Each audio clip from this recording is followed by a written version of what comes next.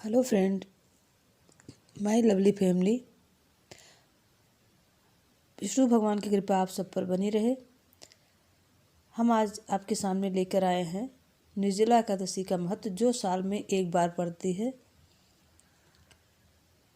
निर्जला व्रत यानी बिना जल ग्रहण किए और उपवास रखकर किया जाता है। इसलिए यह व्रत कठिन तप और साधना के समान महत्व रखता है। वृषभ और मिथुन संक्रांत के बीच शुक्ल पक्ष की एक एकादशी निर्जला एकादशी कहलाती है।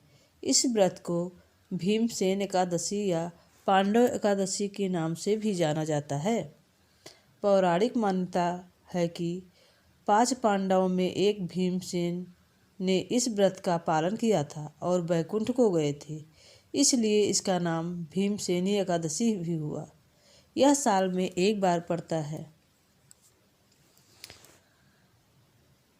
सिर्फ निर्जला एकादशी का व्रत कर लेने से अधिक मास की 2 एकादशियों सहित साल की 25 एकादशी व्रत, जहाँ साल भर अन्य एकादशी व्रत आहार का महत्व होता है, साल भर एकादशी रहे उसका महत्व होता है। साल भर में एक ही निर्जला एकादशी रहने से उसका पूर्ण फल मिलता है।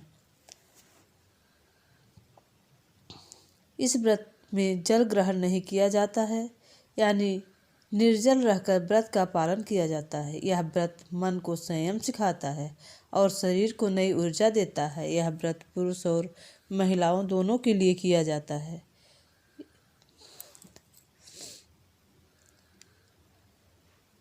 निर्जला एकादशी के कुछ नियम हैं जो ध्यान से सुनिए।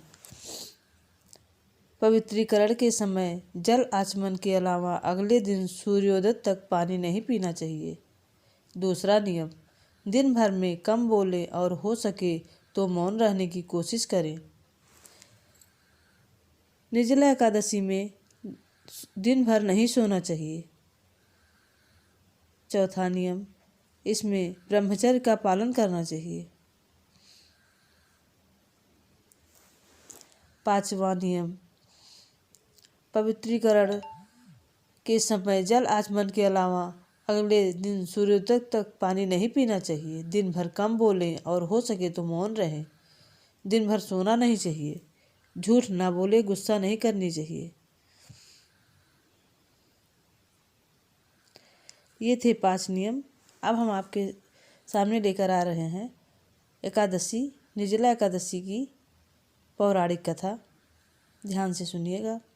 जब वेदव्यास ने पांडव और चारों पुरुषार्थ, धर्म, अर्थ, काम और मोक्ष देने वाले एकादशी व्रत का संकल्प कराया था, तब युधिष्ठिर ने कहा, जनार्दन, ज्येष्ठ मास के शुक्ल पक्ष में जो एकादशी पड़ती है, कृपया उसका वर्णन कीजिए। भगवान श्री कृष्ण ने कहा, हे राजन, इसका वर्णन परम धर्मात्मा व्यास जी करेंगे, क्योंकि ये संपूर्ण शास्त्रों के तत्वज्ञ और वेद वेदाज्ञों के पारंगत विद्वान हैं।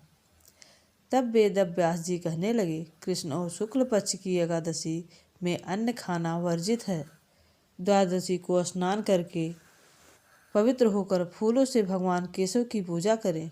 फिर पहले ब्राह्मणों को भोजन देकर अंत में स्वयं भोजन करना चाहिए। यह सुनकर भीमसेन बोले, परम बुद्धिमान पितामह, मेरी उत्तम बात सुनिए। राजा युधिष्ठिर, माता कुंती, द्रौपदी, अर्जुन, नकुल और सहदेव ये एकादशी को कभी भोजन नहीं करते तथा मुझे भी हमेशा यही कहते हैं कि भीमसेन एकादशी को तुम भी ना खाया करो, परंतु मैं उन लोगों से कहता हूँ कि मुझे भूख नहीं सही जाएगी।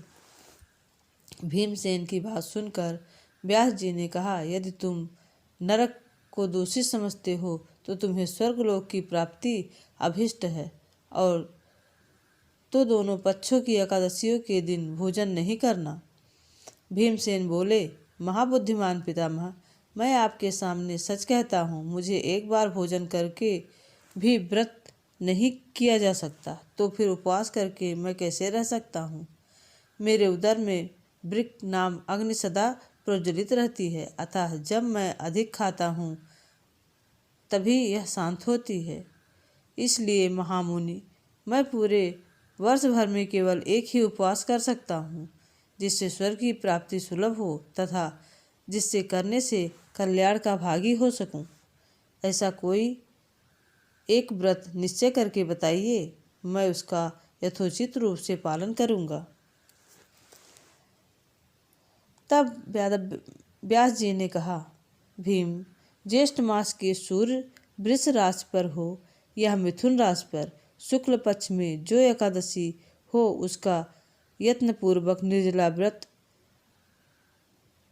या आचमन करने के लिए मुख में जल डाल सकते हो। उसे छोड़कर किसी प्रकार का जल विद्वान पुरुष मुख में न डालें। अथवा व्रत। व्यास जी ने कहा, भीम, ज्येष्ठ मास में सूर्य वृष राशि पर हो या मिथुन राशि पर शुक्ल पक्ष में जो एकादशी हो, उसका यत्नपूर्वक निर्जल व्रत करो। केवल कुल्ला या आचमन करने के लिए मुख में जल डाल सकते हो। उसको छोड़कर किसी प्रकार का व्रत विद्वान पुरुष मुख में न डालें, अन्यथा व्रत भंग हो जाता है। एकादशी को सूर्योदय से लेकर दूसरे दिन के सूर्योदय तक मनुष्य जल का त्याग करे तो यह व्रत पूर्ण होता है। इसके बाद द्वादशी को प्रातः काल में स्नान करके ब्राह्मणों को विधिपूर्वक जल और सुवर्ण का दान करें। इस प्रकार सब कार्य पूरा करके जितेंद्रिय पुरुष ब्राह्मणों को साथ भोजन करे। वर्ष भर में जितनी एकादशियाँ होती हैं, उन सब का फल इस निर्जला एकादशी से मनुष्य प्राप्त कर सकता है। इसमें तनिक भी संदेह नहीं है। शंख चक्र गदा धारण करने वाले भगवान केशव ने मुझसे कहा था कि यदि मानव सबको छोड़कर एकमात्र मेरी शरण में आ जाए और एकादशी को निराहार रहे तो वह सब पापों से छूट जाता है। कुंती पुत्र, निर्जला एकादशी के दिन श्रद्धालु स्त्री पुरुषों के लिए जो विशेष दान और कर्तव्य विहित है, उन्हें सुनो। उस दिन जल में शयन करने वाले भगवान विष्णु का पूजन और जलमयी धेनु यानी पानी में खड़ी गाय का दान करना चाहिए। सामान्य गाय या घी से बनी गाय का दान भी किया जा सकता है। इस दिन दक्षिणा और कई तरह की मिठाइयों से ब्राह्मणों को संतुष्ट करना चाहिए। उनके संतुष्ट होने पर श्री हरि मोक्ष प्रदान करते हैं। जिन्होंने श्री हरि की पूजा और रात में जागरण करके इस निर्जला एकादशी व्रत किया है, उन्होंने अपने साथ ही बीती हुई 100 पीढ़ियों और आने वाली 100 पीढ़ियों को भी भगवान वासुदेव के परम धाम में पहुंचा दिया है। निर्जला एकादशी के दिन अन्न, वस्त्र, गौ, जल, सैया, सुंदर आसान कमंडल तथा छाता दान करने चाहिए। जो ज्येष्ठ पर सुपात्र ब्राह्मण को जूता दान करता है, वह सोने के विमान पर बैठकर स्वर्गलोक में प्रतिष्ठित होता है। जो इस एकादशी की महिमा को भक्तपूर्वक सुनता है अथवा उसका वर्णन करता है, वह स्वर्गलोक में जाता है। चतुर्दशीय युक्त अमावस्या को सूर्य ग्रहण के समय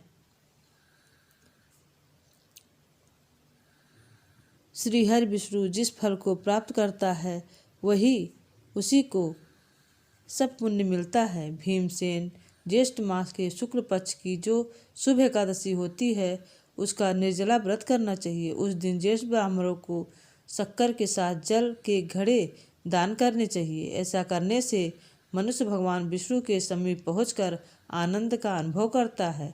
इसके बाद द्वादशी को ब्राह्मण भोजन कराने के बाद स्वयं भोजन करे।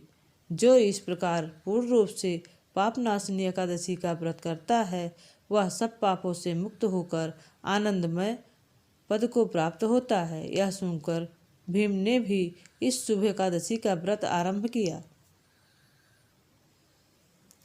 आपको कथा अच्छी लगी हो तो प्लीज़ लाइक शेयर सब्सक्राइब करिएगा। ये थी निर्जला एकादशी की कथा, जो नियम पूर्वक करने से भगवान विष्णु हरि प्रसन्न होते हैं, सभी मनोकामनाओं को पूरा करते हैं। जय विष्णु भगवान की।